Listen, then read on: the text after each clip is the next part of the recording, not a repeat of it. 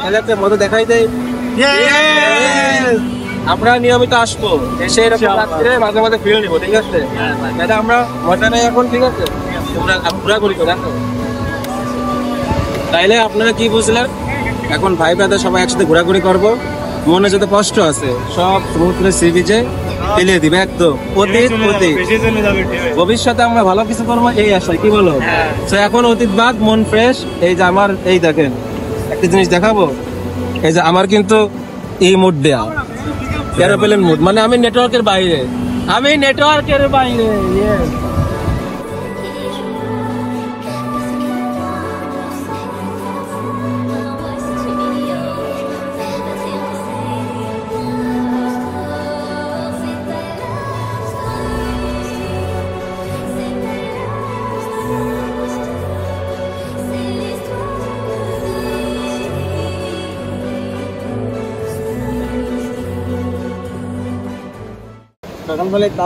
রাতের ভিউ কেমন লাগতেছে তাই বলো? রাতের ভিউ তো অসাধারণ লাগতেছে, মনে হচ্ছে আমি থাইল্যান্ড আইছি। গুড, আমার একটা ভিডিও নাও তো। গোয়া গোয়া। ঠিক যেন মনে হচ্ছিল লাইফের শ্রেষ্ঠ মুহূর্ত কাটাচ্ছি। জড়িয়ে ধরছিল সমুদ্র আমাকে, আমরা দুজনে কথা বলতেছিলাম। আসলে ব্যস্ত লাইফ শেষে একটু নীরবতা দরকার, প্রতিটা মানুষেরই একটু একান্ত সময় দরকার।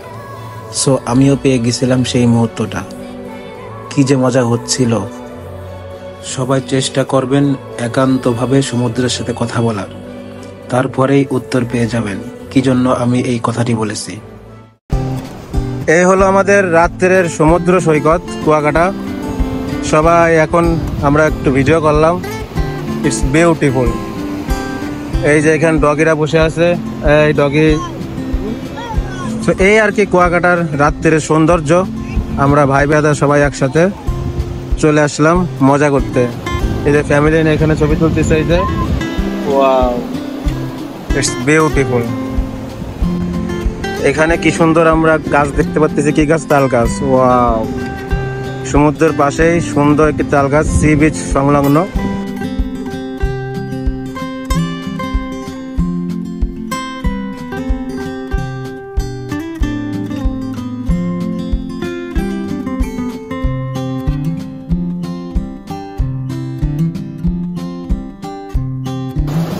কুয়াকাটা সমুদ্রে খুব সুন্দর একটি গর্জন দিচ্ছে, ঠিক আছে?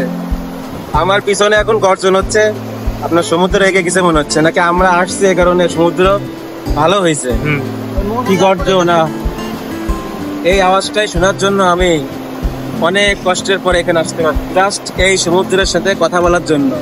সো এখন আমার সমস্ত মনের কষ্ট দুঃখ সমুদ্রের সাথে শেয়ার করবো এবং একটি ফ্রেশ মন নিয়ে বাসায় যাবো।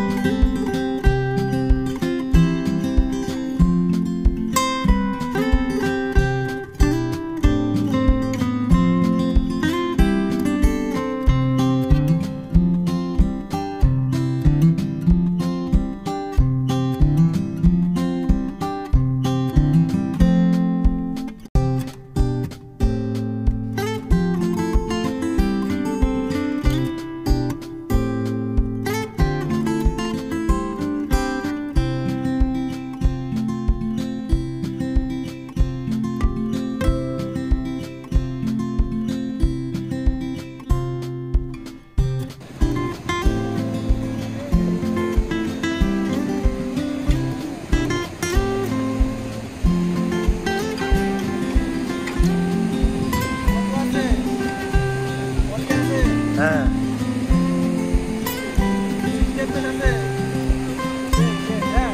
রেডি।